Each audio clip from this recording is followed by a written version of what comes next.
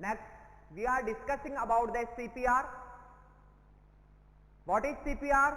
The full form of CPR, cardiopulmonary resuscitation. Next one about the CPR means CPR में अपन क्या क्या पढ़ सकते हैं. CPR में अपन नॉर्मल CPR की फुल फॉर्म पढ़ेंगे, CPR की डेफिनेशन पढ़ेंगे, CPR किसको दिया जाता है, CPR कैसे दे सकते हैं और इसकी टेक्निक क्या क्या है. तो अपन CPR के बारे में बात करेंगे. CPR का फुल फॉर्म होता है कार्डियोपल्मोनरी रिससिटेशन. इसका दूसरा नाम है बेसिक लाइफ सपोर्ट. इसका दूसरा नाम क्या है? Basic life support. Basic life support. और बेसिक लाइफ सपोर्ट को शॉर्ट में बोलते हैं BLS, जिसका एक ही कोर्स भी होता है. BLS का अलग से ट्रेनिंग दी जाती है स्टूडेंट्स को और BLS का अलग से डिप्लोमा बनके आता है, जिसमें एक स्पेशल टाइप की ट्रेनिंग दी जाती है कि इमरजेंसी पेशेंट को कैसे हैंडल किया जाए. तो उसमें अपन CPR में बेसिक लाइफ सपोर्ट पढ़ के चलते हैं. बेसिक लाइफ सपोर्ट का मीन्स CPR होता है और CPR का फुल फॉर्म क्या है? Cardiopulmonary resuscitation. अब अपन बात करेंगे यहां पे कार्डियो, यहां पे पल्मोनरी, कार्डियोपल्मोनरी और लास्ट वन इज रिससिटेशन. ये रहेगा 3 पॉइंट. और 3 पॉइंट के बारे में cardio related to heart, pulmonary related to lungs, resuscitation का मतलब होता है restore function. Restore function means अपन एक डेफिनेशन बोल सकते हैं, डेफिनेशन लिख सकते हैं. अपने को याद करने की जरूरत नहीं है, यही तीनों पॉइंट यहां पे लिख दें, बन जाएगी CPR की डेफिनेशन. क्या लिख सकते हैं? रिस्टोरेशन द फंक्शन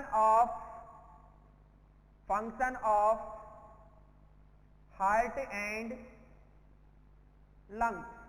हार्ट और लंग्स के फंक्शन को अपन रिस्टोर करते हैं, उसी का नाम है क्या? CPR, cardiopulmonary resuscitation. Okay. Next अपन डेफिनेशन की बात करना चाहें और यदि और डेफिनेशन की बात करना चाहें तो क्या है? नेक्स्ट डेफिनेशन रहेगी CPR is the provision to give oxygen to the vital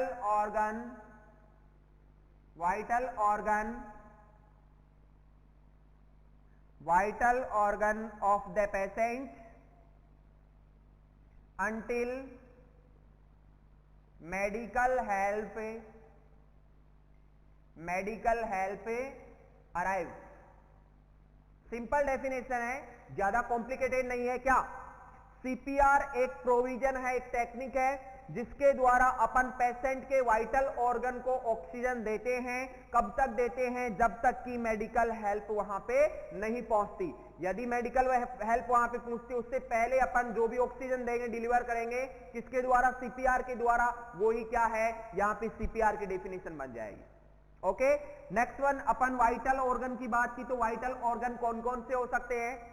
vital organ में अपना हार्ट हो सकता है, अपना लंग्स हो सकता है, अपना लीवर हो सकता है, अपना किडनी हो सकता है, अपना ब्रेन हो सकता है. ये सभी क्या हैं? ये सभी अपनी बॉडी के वाइटल ऑर्गन हैं. ओके. तो ये दो डेफिनेशन होती है कंप्लीट. यहां पे simple definition, restoration the function of heart and lungs. Next definition, CPR is the provision to give oxygen to vital organ until medical help arrive. ये दो डेफिनेशन सिंपल यहां पे कंप्लीट होती है CPR की.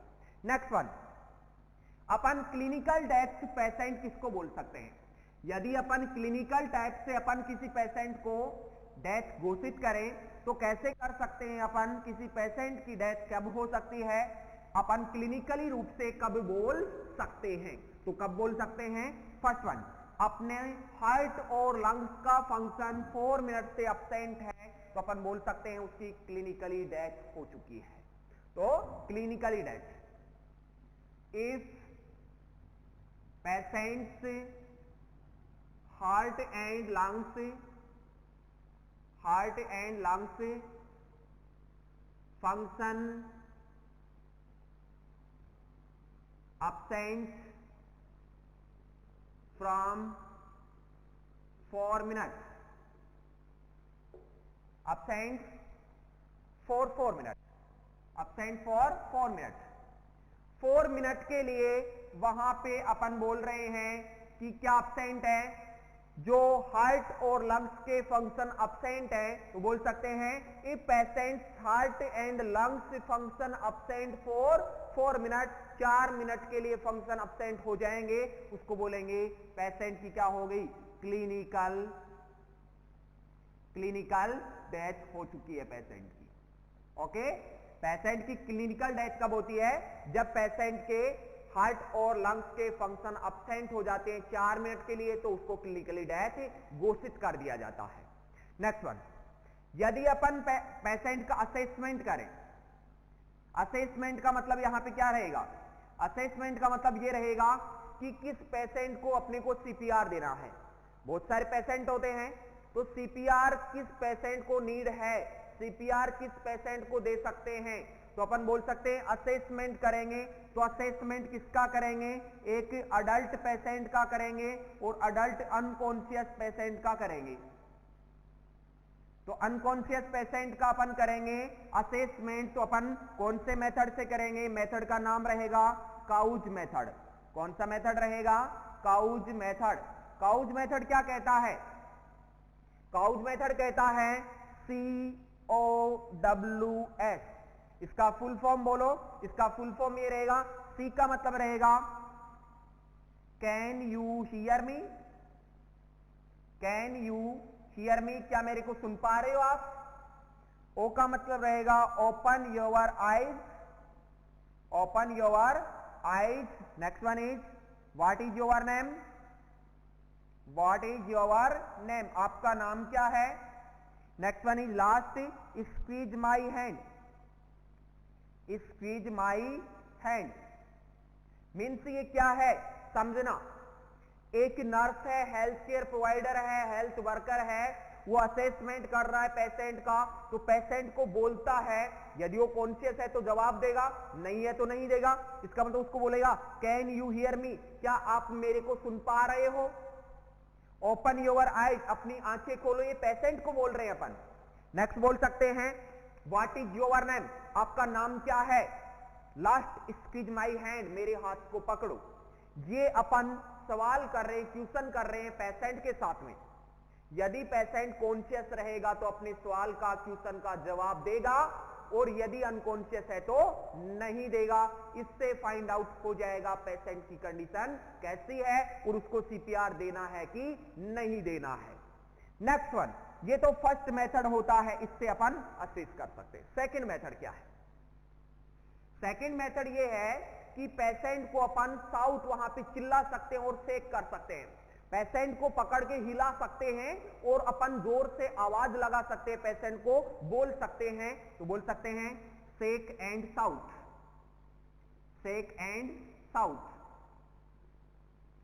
शेक एंड साउट का मतलब क्या रहेगा, शेक यानी हिलाना, पेशेंट को पकड़ के हिलाएंगे और दूसरा अपन जोर से आवाज लगाएंगे. ये दूसरा मेथड है उसको असेस करने का. नेक्स्ट अपन बात करें, यदि चाइल्ड में अपन असेस करें, बच्चों को असेस करें, ये तो अडल्ट की बात हो गई. सेकंड अपना पॉइंट रहेगा कि अपन अडल्ट चाइल्ड में असेस कर रहे हैं, चाइल्ड का असेसमेंट कर रहे हैं, तो कैसे करेंगे. तो इसका मेथड रहेगा to rub the sole of feet and palm. जो अपना पैर होता है, हाथ होता है, उसको रब करके चलेंगे. रब करने से क्या होगा, यहां पे लास्ट में और पैर में लास्ट में अपने यहां पे एंडिंग होती है किसकी, नर्व की. बहुत ज्यादा नर्व की एंडिंग होगी, नर्व की एंडिंग होगी तो यहां पे रब करेंगे तो अपने को स्टिमुलेशन बहुत जल्दी मिलता है और ज्यादा मिलता है. तो पेशेंट को यहां पे रब करेंगे तो उसको स्टिमुलेशन मिल सकता है. शायद वो कॉन्शियस है, थोड़ा बहुत सेमी कॉन्शियस है तो बोल सकता है, तो अपने को पता चलेगा कि पेशेंट को कितना ज्यादा सीवियरिटी है, इसको जरूरत है सीपीआर की या नहीं. ओके, तो ये रहेगा अपना असेसमेंट का मेथड. इस टाइप से अपन उसका असेसमेंट कर सकते हैं. ओके, नेक्स्ट नेक्स्ट अपन बात करेंगे जो असेसमेंट करते हैं उसके बाद में अपन उसके सर्कुलेशन को असेस करते हैं। तो सर्कुलेशन को और असेसमेंट वहां पे उसको रेस्पिरेशन को कैसे असेस कर सकते हैं कि पेशेंट को रेस्पिरेशन आ रहा है कि नहीं आ रहा और पेशेंट को वहां पे सर्कुलेशन मेंटेन हो रहा कि नहीं हो रहा, तो कैसे अपन उसको असेस कर सकते हैं। तो बोलेंगे to check circulation, to check circulation by the palpation of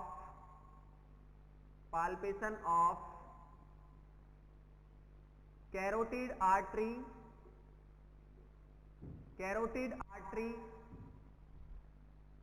in adult, carotid artery in adult and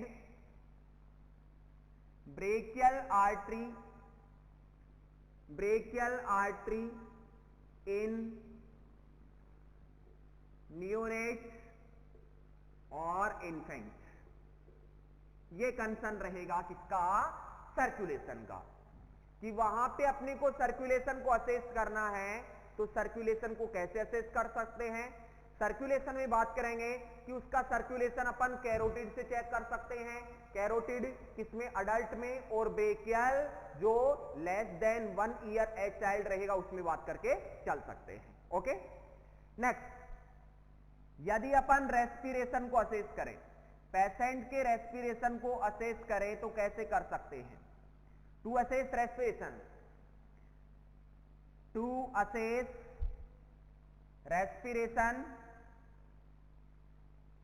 respiration by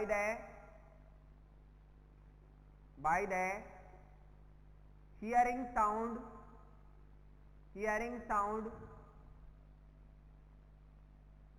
by the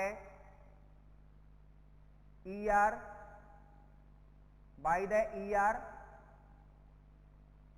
which hold near to patient's nose। Simple point क्या, अपना जो ईयर है वो पेशेंट के knows के पास में लेके जाएंगे और सुनेंगे क्या रेस्पिरेशन आ रहा है कि नहीं आ रहा। ओके, फर्स्ट ये। Second, to assess the expansion and recoiling of chest और abdomen, ये रहेगा दूसरा method.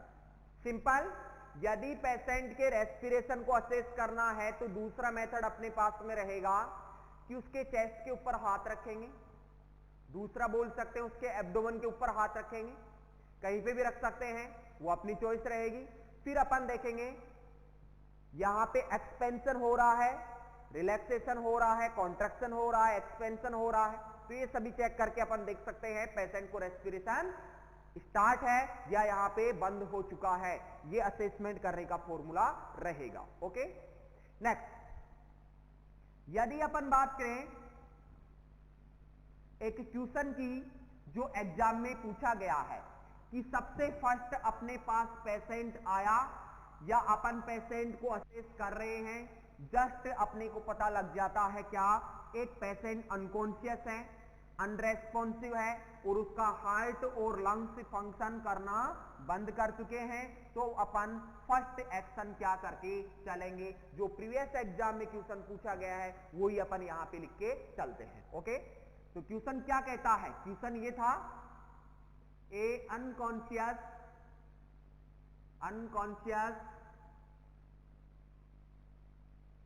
unresponsive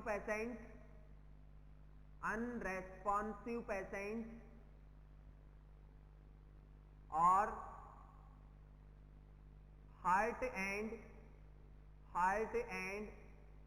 lungs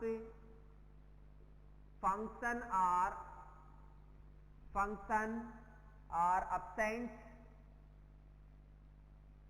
then nursing priority। Nursing priority क्या होगी? अकॉर्डिंग टू प्रायोरिटी बात करके चलेंगे कि पेशेंट के साथ में कौन सा इंटरवेंशन करने वाले हैं। तो यहां पे आंसर होगा अकॉर्डिंग टू प्रायोरिटी फर्स्ट अपन करेंगे call for help.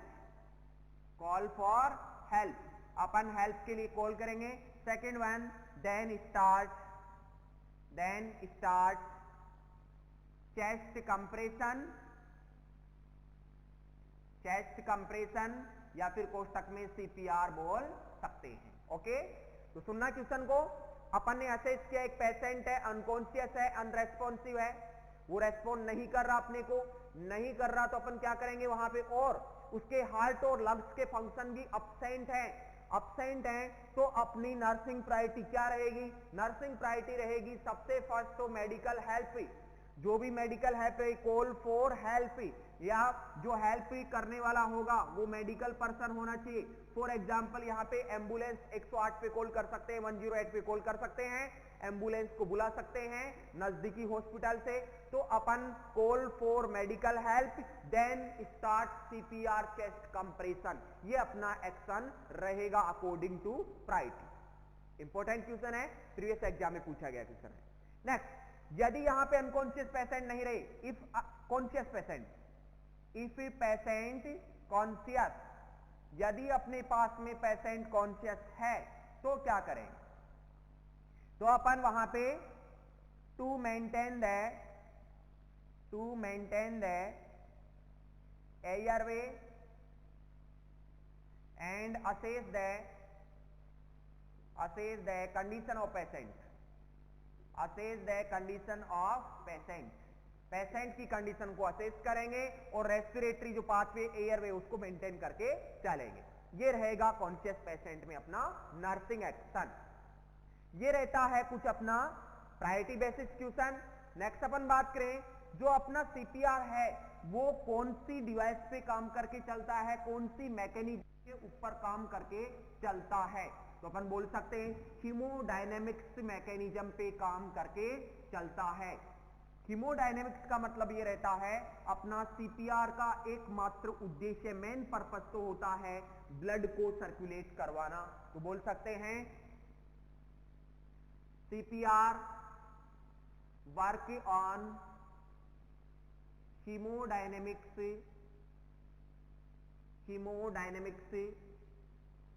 Mechanism. Haemodynamics mechanism, इसका मतलब हीमोडायनेमिक्स का मतलब ब्लड सर्कुलेशन को इनिशिएट करना एकमात्र अपना उद्देश्य रहता है। वहां पे मेन पर्पस तो यही रहता है कि ब्लड को सर्कुलेट करें, कैसे भी कंप्रेशन करके। Next one,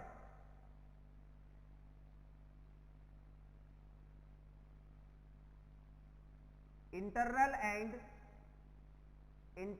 and outer compression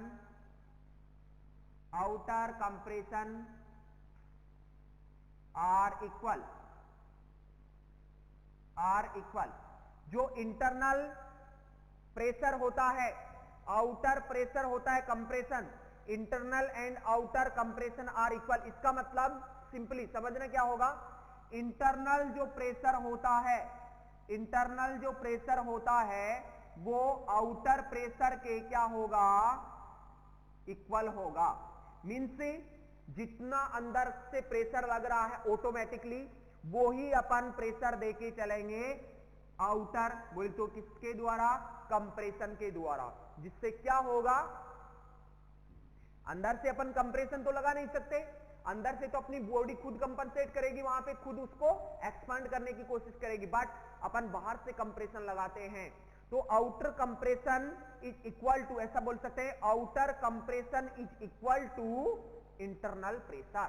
internal pressure के इक्वल होता है, जब तो वहां पे हार्ट कॉन्ट्रैक्ट कर पाएगा। यदि वहां पे कंप्रेशन दे रहे हैं देन स्टार्ट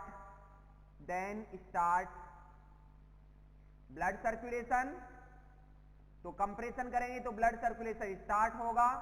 देन क्या होगा, then blood reach in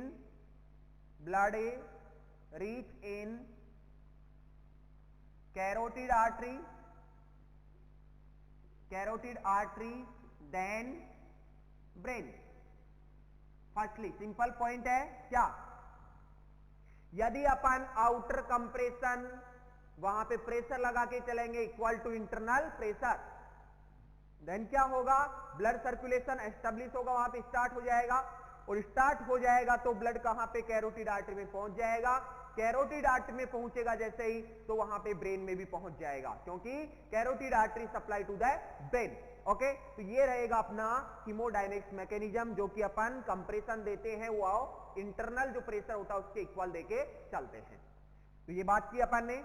then अपन बात करने वाले हैं नेक्स्ट कि जो अपन सीपीआर देते हैं वो उसका रेशियो कितना होता है, उसका टाइमिंग कितना होता है, ठीक है, ये सभी बात करके चलेंगे अपन।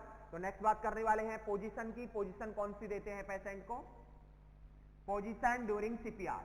तो सीपीआर में पोजीशन कौन सी देते हैं, तो सीपीआर में कौन सी पोजीशन देंगे, तो अपन बात करके चलेंगे। रोज पोजीशन दे सकते हैं फ्लैट सरफेस पे, या फिर उसको line down position, supine position देके हाइपर एक्सटेंड कर सकते हैं उसका नेक।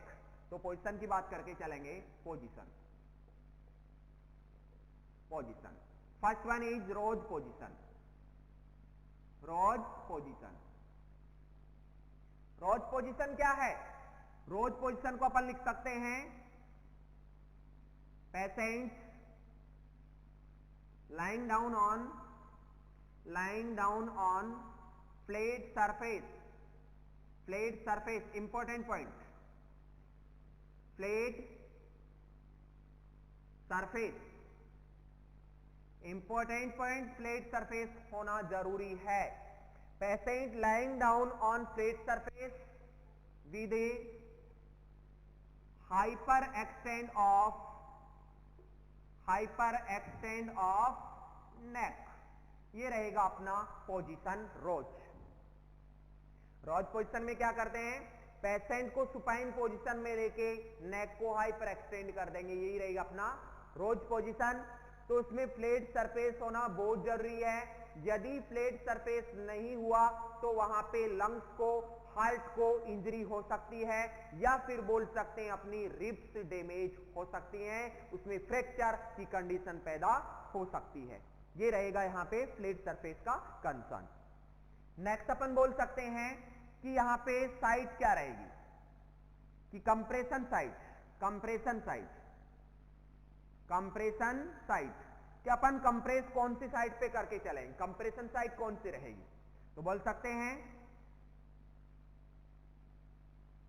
Lower half of the sternum, half of the sternum, lower half of the sternum पे कर सकते हैं, या फिर अपन बोल सकते हैं one half of the lower, one half of the sternum, lower half of the sternum, या फिर बोल सकते हैं lower part of the sternum, और लोअर पार्ट ऑफ स्टर्नम, या फिर बहुत सारे वर्ड बोल सकते हैं, जैसे कि और बोलूं मैं कि जो जीफॉइड प्रोसेस है उस पे कर सकते हैं, जीफी प्रोसेस है, एंसिफॉर्म कार्टिल है उस पे कर सकते हैं, बिटवीन द निप्पल, निप्पल के बीच में कर सकते हैं, मीडिया स्टीनम है उस पार्ट पे कर सकते हैं, बहुत सारे यहां पे अपन बोल सकते हैं साइड। बट अपने को समझने की बात यह है जो अपना स्टर्नम है उसके लोअर पार्ट में करके चलते हैं क्या, कंप्रेशन। ओके, अब बात करने वाले हैं अपन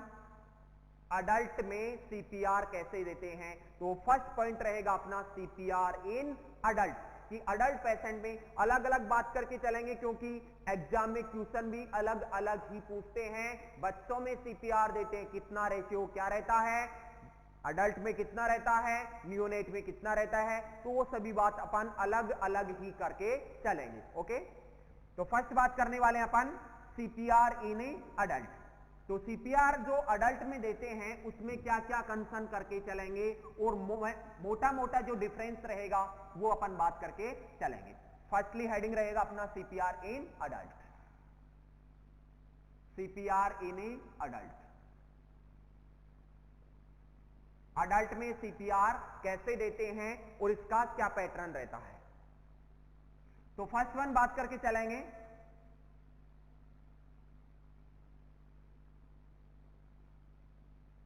depth of compression, depth of compression. यदि अपन अडल्ट में सीपीआर दे रहे हैं तो डेप्थ का नाम आएगा, डेप्थ की बात आएगी, तो डेप्थ की बात करेंगे 2 to 2.5 इंच ये करके चलेंगे। बट आइडियल अपन 2 इंच मान के चलते हैं। आइडियल कितना मान के चलते हैं? 2 इंच मान के चलते हैं। बट अपन रेंज में बात करते हैं 2 to 2.5 इंच, ये अडल्ट का कंसर्न रहेगा कंप्रेशन का। नेक्स्ट अपन बात करें जो रेशियो होता है वो कितना होता है? रेशियो होता है इफ 1:2, इफ 1:2 या फिर बोल सकते हैं इफ 2:2। 1:2 रहेगा तो अपन बोल सकते हैं कंप्रेशन कितने रहेंगे, जो चेस्ट कंप्रेशन है वो कितने रहेंगे। नेक्स्ट बोल सकते हैं रेस्पिरेशन कितने रहेंगे। तो कंप्रेशन की बात करें तो कंप्रेशन रहेंगे 30:2, यहां पे 2 रहेंगे तो भी 30:2। अडल्ट पेशेंट में सीपीआर कर रहे हैं, कंफ्यूज नहीं होना है, 1:2 होगा या 2:2 होगा। यहां पे रेस्क्यू का मतलब क्या है?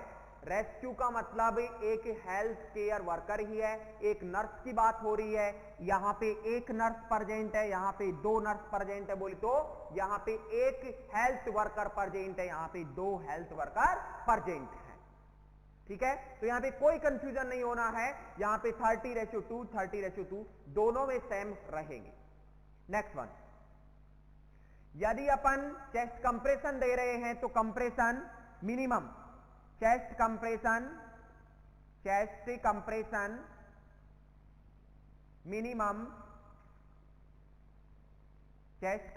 मिनिमम 100 to 120 पर मिनट। यदि अपन चेस्ट कंप्रेशन दे रहे हैं तो कम से कम अपन 100 to 120 1 मिनट में देके चलेंगे। पहले अपन बात करते थे ओनली 100 की, बट आजकल रिसेंटली जो कंसेप्ट आया है वो 120 हो गया है। इसका मतलब हम दोनों ही बात करके चलेंगे, 100 to 120 बात करके चलेंगे। 1 मिनट में कंप्रेशन देने हैं अपने को। ओके, नेक्स्ट, यदि कंप्रेशन अपन को 100 देना है, 120 देना है, तो अपन कंप्रेशन किससे देंगे? अडल्ट पेशेंट में compression by the palm of both hands,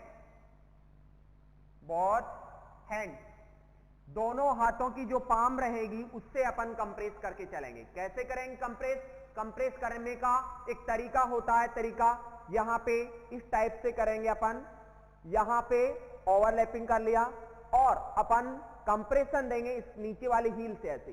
ठीक है, यहां पे अपनी जो एल्बो रहेगी इसको बेंड नहीं करेंगे, ऐसे नहीं करेंगे, बेंड नहीं करेंगे। बेंड करने से क्या होगा? प्रेशर कम ज्यादा लग सकता है, ज्यादा लगने से रिब्स फ्रैक्चर हो सकता है। सिंपली अपन ये करेंगे तो पेशेंट को ऐसे कंप्रेशन देंगे, नॉट की बेंड करके ऐसे प्रेशर देंगे, ऐसे नहीं देंगे। नॉर्मली कैसे दे रहे हैं अपन प्रेशर दे रहे हैं, ऐसे प्रेशर देंगे, बट अपन बेंड करके ऐसे प्रेशर नहीं देने वाले हैं। Note bend the elbow joint, यदि एल्बो जॉइंट को अपन ने बेंड कर दिया तो प्रेशर ज्यादा अप्लाई हो जाएगा, और ज्यादा अप्लाई हो जाएगा तो रिब्स का फ्रैक्चर हो सकता है। रिब्स का फ्रैक्चर हो गया तो अपन बात करेंगे कॉम्प्लिकेशन हो गया सीपीआर का, सीपीआर में कॉम्प्लिकेशन पैदा हो गया। उसकी वजह से क्या होगा? उसकी वजह से रिब्स फ्रैक्चर हो जाएगा, रिब्स चली जाएगी लंग्स के अंदर, हार्ट के अंदर, लीवर के अंदर, और इंटरनल ब्लीडिंग को कोज करेगी। और बोल सकते हैं इंटरनल ब्लीडिंग हो जाएगी तो एक सीवियर कंडीशन वहां पे डेवलप हो जाएगी। ओके, तो इसकी बात करके चल रहे हैं अभी कि किससे अपन कंप्रेस कर सकते हैं। तो कंप्रेस करने के लिए अपन दोनों हाथों की जो हील होती है उसको काम में लेके चलते हैं। नेक्स्ट बात करेंगे अपन जो साइकिल होता है, 5 साइकिल कंप्लीट करेंगे 2 मिनट में। 5 साइकिल अपन कंप्लीट करते हैं 2 मिनट में। कौन कौन से साइकिल होते हैं उसकी बात करके चलेंगे। तो important point, to check the carotid artery for circulation after complete the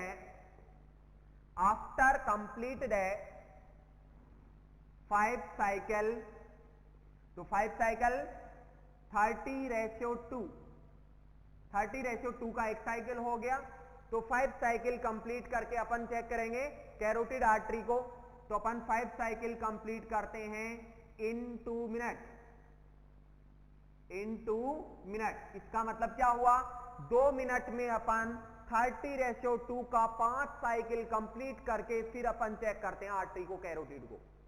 इस मीन से 5 साइकिल 2 मिनट में, 2 मिनट में, तो यहां पे 30 कंप्रेशन, तो 1 मिनट में 100 कंप्रेशन, 2 मिनट में 200 कंप्रेशन। इसका मतलब यहां पे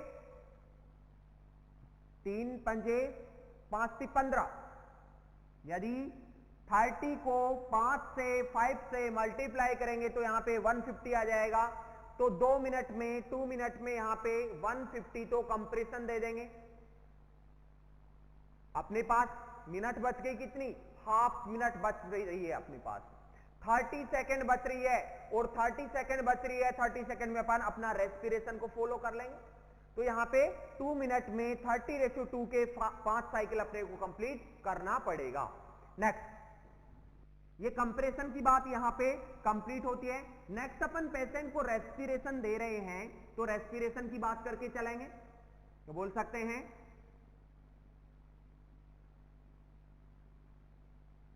रेस्पिरेशन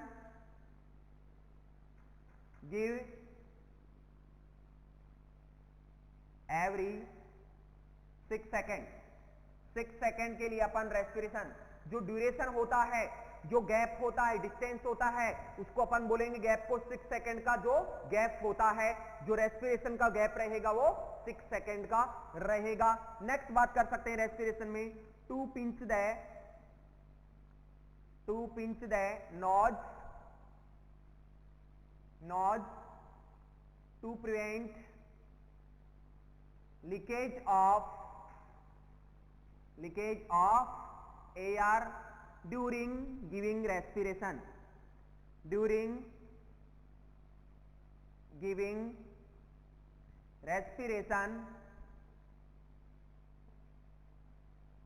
to patient।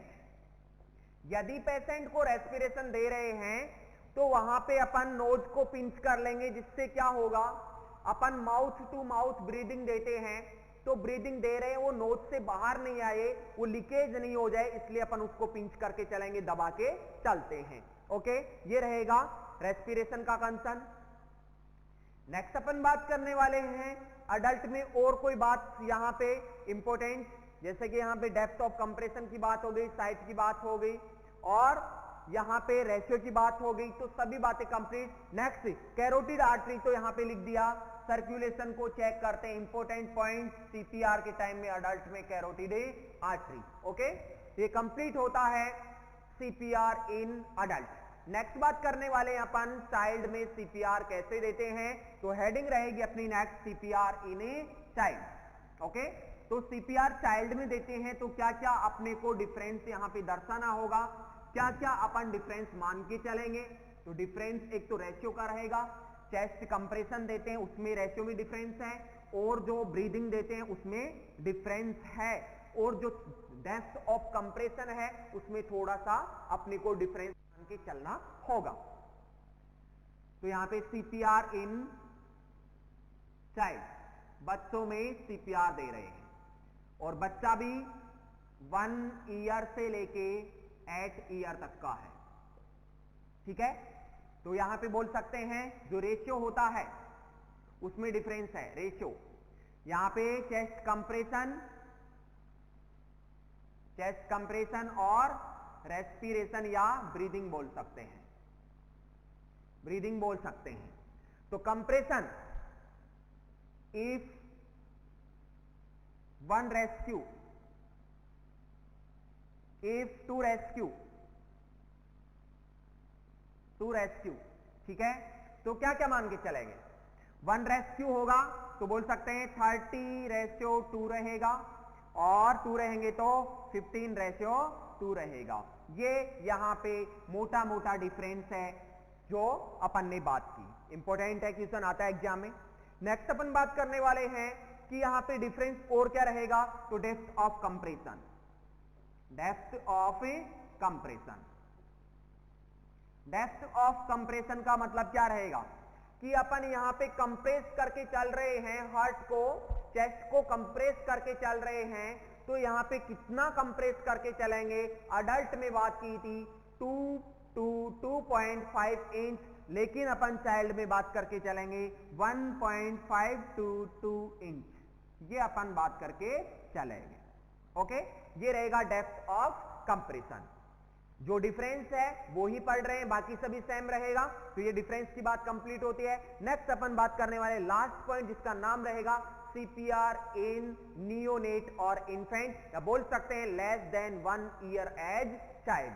ओके, तो बात करेंगे अपन सीपीआर इन ए नियोनेट और इन्फेंट। नियोनेट और इन्फेंट में अपन सीपीआर कैसे कैसे दे सकते हैं, क्या क्या डिफरेंस रहेगा। सीपीआर इन नियोनेट या फिर बोल सकते हैं इन्फेंट, तो क्या क्या डिफरेंस रहेगा।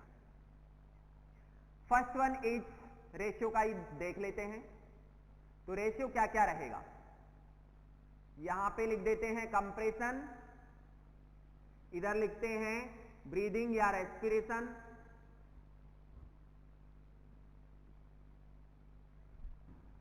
तो यहां पे बात करेंगे if 1:2,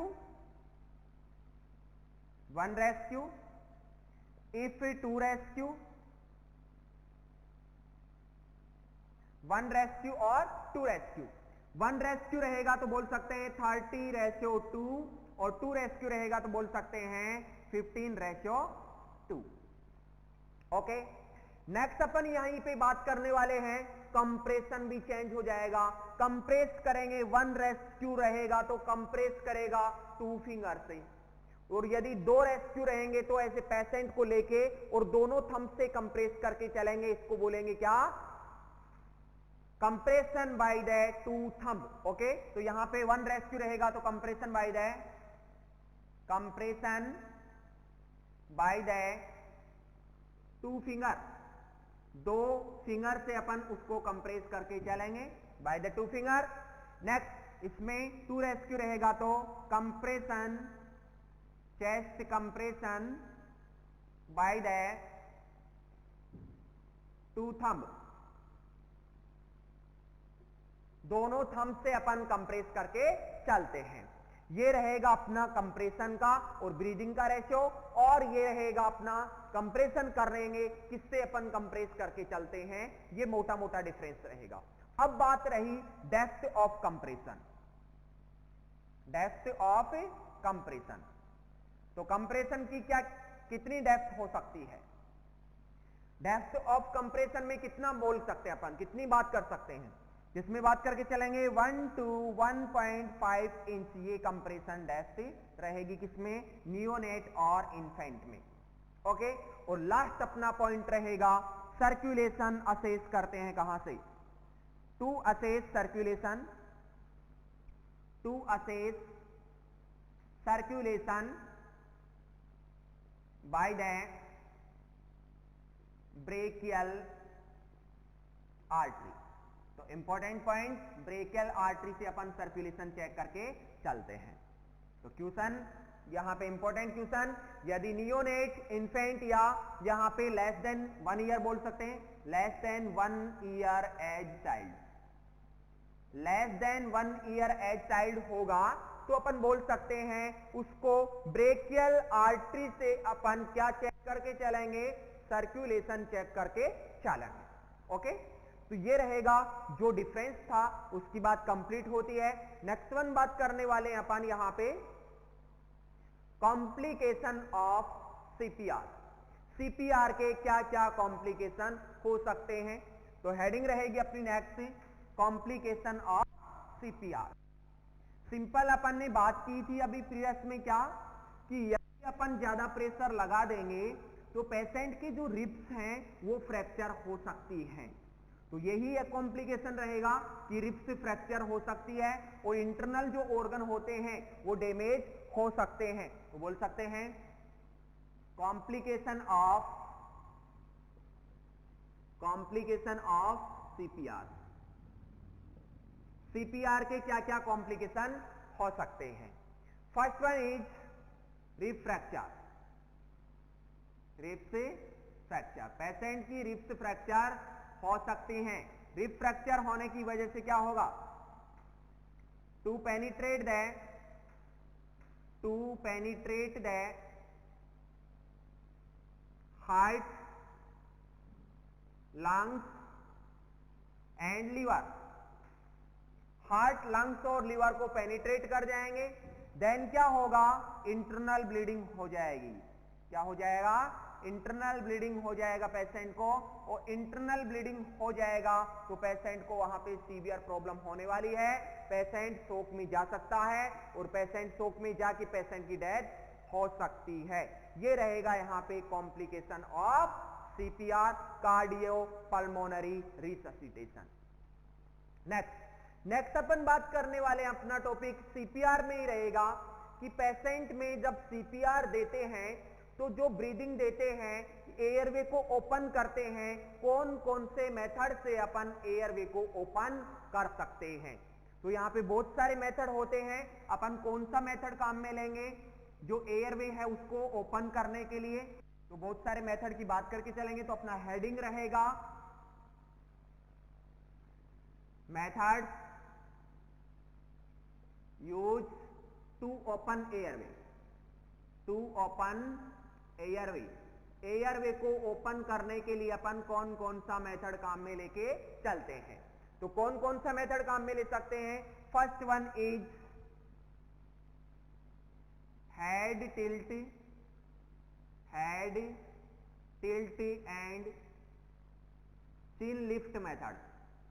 chin lift method simple नाम से पता चल रहा है, अभी पढ़ेंगे तो बहुत इजी लगेगा अपने को।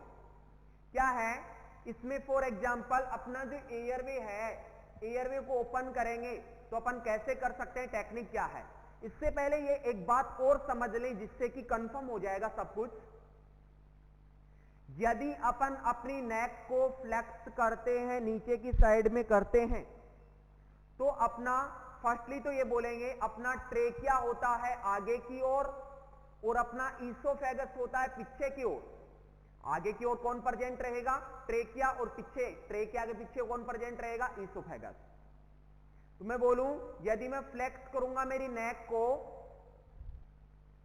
तो अपना ट्रेकिया क्लोज हो जाता है, एपिग्लोटिस बंद हो जाता है।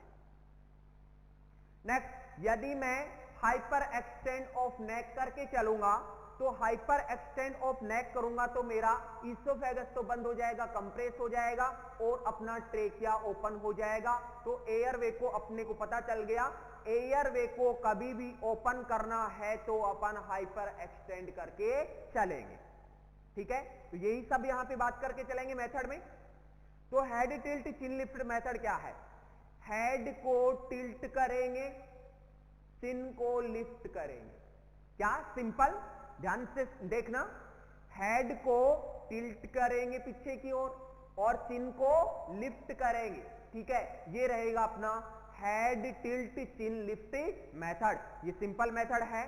तो अपन बोल सकते हैं कि एक क्वेश्चन के माध्यम से जो प्रीवियस एग्जाम में क्वेश्चन आया वो क्वेश्चन लिख के ही अपन इसको सोल्व कर सकते हैं, यहां पे इसको समझ सकते हैं। क्वेश्चन क्या आया? Most common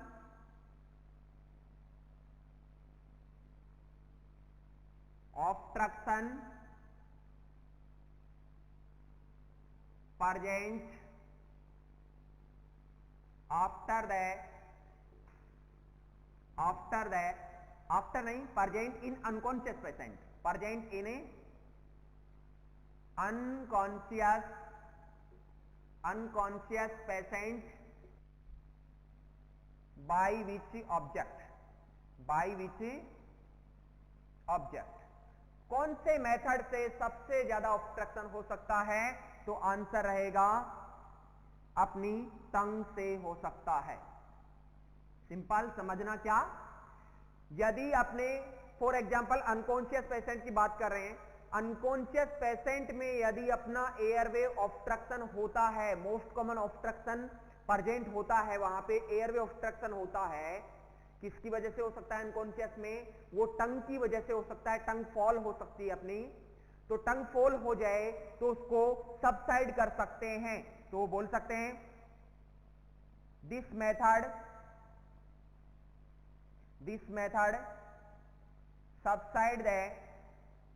subside the tongue and open the airway को ओपन कर सकता है। मीन से जो हेड टिल्ट चिन लिफ्ट मेथड है उसके द्वारा अपन अपने एयरवे को ओपन कर सकते हैं। यह अपना सिंपल पॉइंट रहेगा। ओके, नेक्स्ट अपन बात करेंगे सेकंड जो मेथड है उसकी बात करके चलेंगे। सेकंड मेथड का नाम रहेगा जॉ थ्रस्ट मेथड। बहुत इंपॉर्टेंट क्वेश्चन है। इंपॉर्टेंट इसलिए है क्योंकि प्रीवियस एग्जाम में सभी क्वेश्चन पूछे गए हैं इनसे। जो क्वेश्चन पूछा गया है उसकी भी बात करके चलेंगे अपन, क्या क्वेश्चन पूछा गया है यहां से, तो इंपॉर्टेंट होने वाला है ये मेथड, सभी इंपॉर्टेंट अपने लिए।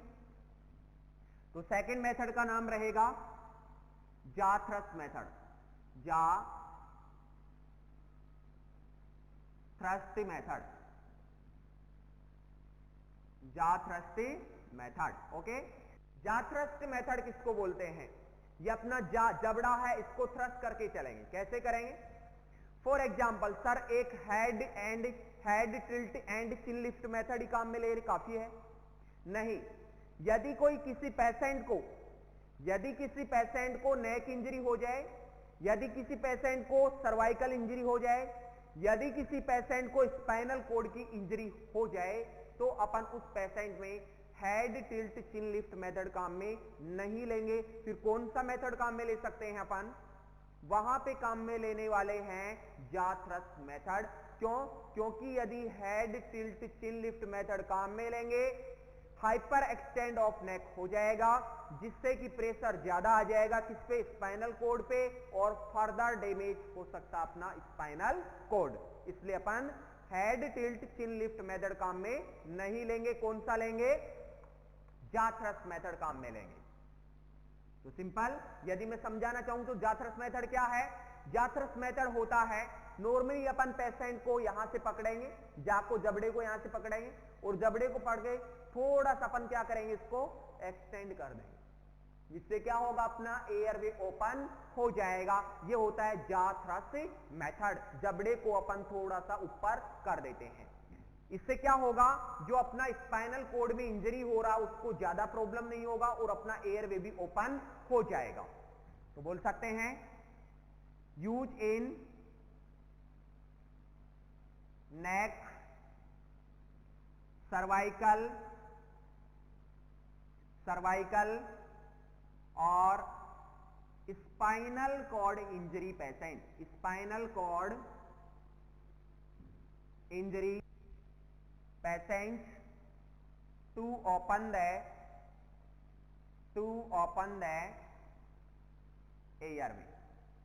एयरवे को यदि ओपन करना है और वहां पे स्पाइनल कोड, नेक इंजरी या सर्वाइकल इंजरी है, तो अपन जॉ थ्रस्ट मेथड काम में लेके चल सकते हैं। बेस्ट मेथड है जो फर्दर डैमेज नहीं करेगा। यदि अपन हेड टिल्ट चिन लिफ्ट मेथड काम में लेंगे तो अपने यहां पे डैमेज कर सकता है किसको, स्पाइनल कोड को, और ज्यादा सीवियरिटी वहां पे हो सकती है। तो ये हो गया जॉ थ्रस्ट मेथड। नेक्स्ट अपन बात करने वाले हैं, यदि कोई अपने रेस्पिरेटरी पाथवे में कोई ऑब्स्ट्रक्शन आ जाता है, फॉरेन पार्टिकल्स आ जाता है, तो उसको रिमूव कैसे करते हैं, उसका रिमूव करने का क्या मेथड है, क्या फॉर्मूला है। तो नेक्स्ट बात करने वाले हैं कि जो फॉरेन पार्टिकल्स को रिमूव करते हैं वो कैसे कर सकते हैं। To remove foreign particles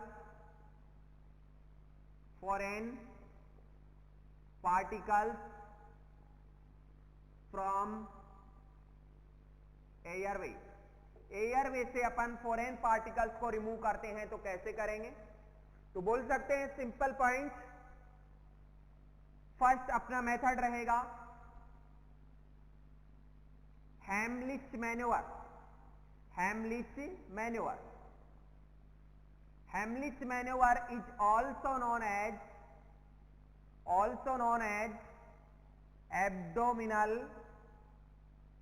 abdominal thrust method। abdominal thrust method, important question. Heimlich manoeuvre का दूसरा नाम क्या है? हेमलिच मैन्योवर का दूसरा नाम है एब्डोमिनल थ्रस्ट मेथड। एब्डोमन को थ्रस्ट करके चलते हैं। क्या है इसमें? सिंपल अपन बात करके चलेंगे। यदि पेशेंट का असेसमेंट कर रहे हैं तो असेसमेंट कर रहे हैं, ये कॉन्शियस पेशेंट की बात चल रही है, नॉट कि अनकॉन्शियस, तो कॉन्शियस पेशेंट रहेगा। तो कॉन्शियस पेशेंट में यदि फॉरेन पार्टिकल्स आ जाएगा तो अपन क्या बात करके चलेंगे वहां पे? सिंपल असेसमेंट में फर्स्ट पेशेंट को चोकिंग सेंसेशन होगा, पेशेंट को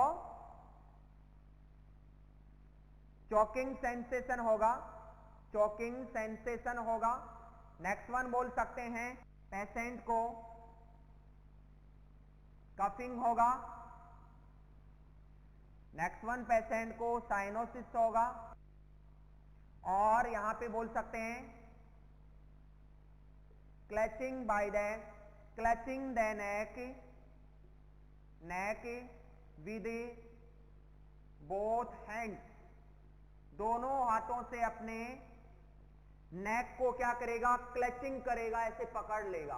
पकड़ लेगा इसका मतलब समझ जाना है पेशेंट को कहीं ना कहीं गले में, एयरवे में कोई ना कोई प्रॉब्लम आ चुका है।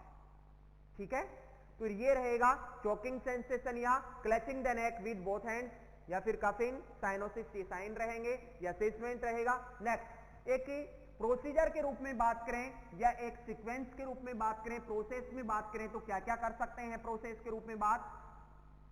तो सिंपल प्रोसेस के रूप में बात ये करेंगे कि पेशेंट को ये प्रोसीजर करते हैं परफॉर्म, तो इसका स्टेप क्या रहता है? फर्स्ट वन इसका स्टेप को फॉलो करेंगे। स्टेप क्या है? फर्स्ट वन स्टेप क्या है?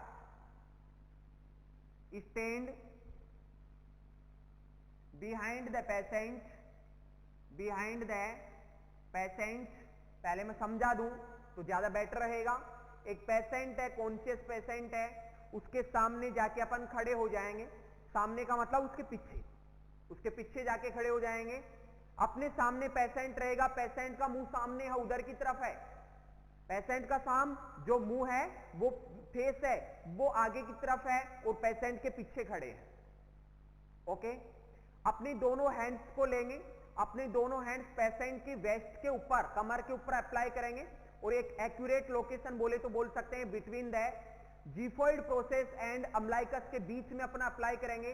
देन क्या करेंगे? 5 कंप्रेशन अंदर की ओर करेंगे और 5 कंप्रेशन ऊपर की ओर करेंगे, अप करेंगे। Then insert finger in mouth and remove the foreign particles. ये रहेगा अपना हेमलिच मैन्युअर। ओके, तो यहां पे लिखते हैं stand behind the patient, then apply both hands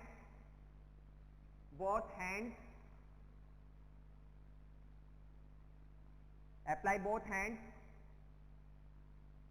above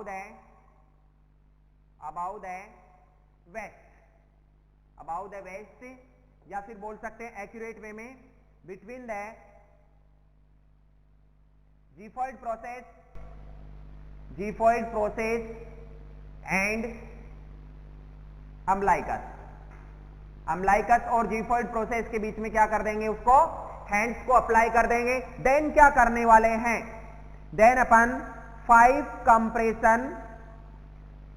compression in and 5 compression up, 5 compression up.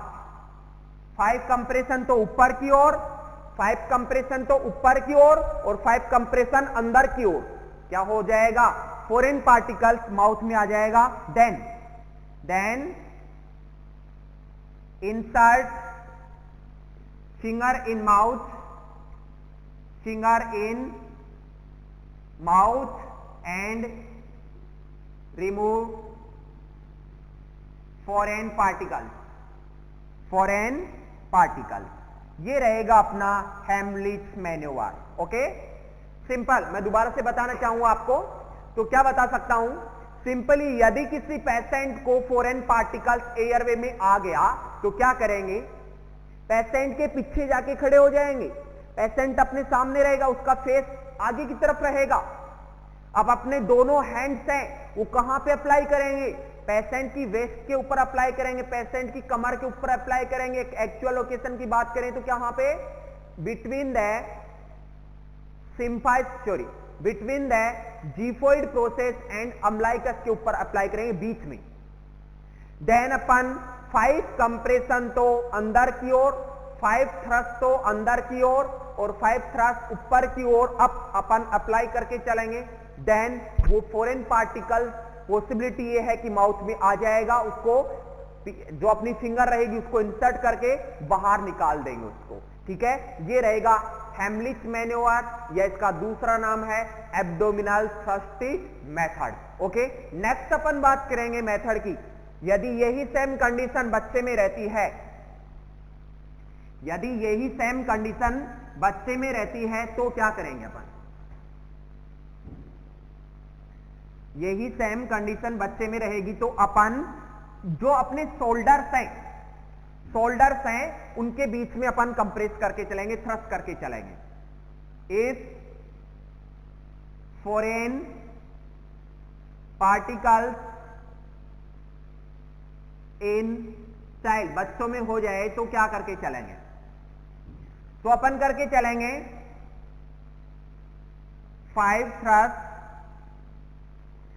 thrust between 5 thrust between the 2 shoulder. जो 2 shoulder हैं उनके बीच में अपन उसको थ्रस्ट करके चलेंगे. Then slightly lean forward. Patient को स्लाइटली लीन फॉरवर्ड कर देंगे और वहां पे कंप्रेस करके चलेंगे या थ्रस्ट करके चलेंगे. ये रहेगा बच्चों में. नेक्स्ट अपन बात करें, important question, avoid finger insert in infant or neonate mouth because again slip हो जाएगा. क्या हो जाएगा? Again slip. जो पार्टिकल्स आया वो अगेन स्लिप हो जाएगा. जो बच्चा है, इन्फेंट है, नियोनेट है, उसके माउथ में अपन फिंगर को इंसर्ट नहीं करेंगे क्योंकि उसकी ओरल केविटी छोटी होती है. तो फिंगर जैसे ही अपन इंसर्ट करेंगे तो अंदर चला जाएगा, तो बाहर नहीं आएगा, अगेन स्लिप हो जाएगा, तो अपन नहीं करेंगे. नेक्स्ट अपन इसमें इंपॉर्टेंट बात, एक पॉइंट और है. इंपॉर्टेंट पॉइंट कौन सा रहेगा? यदि यहां पे सेम कंडीशन होती है और पेशेंट है ओबेज और पेशेंट है प्रेग्नेंट, तो क्या करेंगे? ओबेज पेशेंट है तो अपने वहां पे जो अपन कंप्रेशन दे रहे हो कंप्रेशन नहीं लगेगा, तो अपन बोल सकते हैं if foreign particles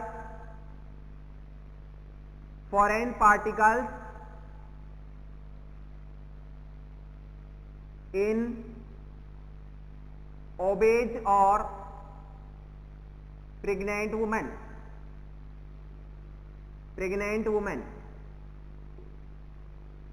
obeys person और प्रेग्नेंट वुमेन है तो क्या करके चलेंगे? तो सेम चेस्ट कंप्रेशन करके चलेंगे. सेम का मतलब क्या है? पूरा प्रोसीजर सेम रहेगा, बट चेस्ट की जो एब्डोमेन थ्रस्ट कर रहे थे, एब्डोमिनल थ्रस्ट वहां पे कर रहे थे, एब्डोमेन को कंप्रेस करके चल रहे थे, अब किसको थ्रस्ट करना है? चेस्ट के ऊपर थ्रस्ट करना है. बाकी सभी सेम प्रोसीजर रहेगा. ये रहेगा बात किसका? प्रेग्नेंट और ओबेज पेशेंट का. ठीक है, तो ये सभी मेथड फॉरेन पार्टिकल्स को रिमूव करने के लिए यहां पे कंप्लीट होते हैं. तो सीपीआर अपना कंप्लीट होता है इसी के साथ. और सभी यहां पे जो मेथड्स एयरवे को ओपन करने के लिए अपन ने काम में लिए, ये भी सभी कंप्लीट होते हैं। Okay, thanks.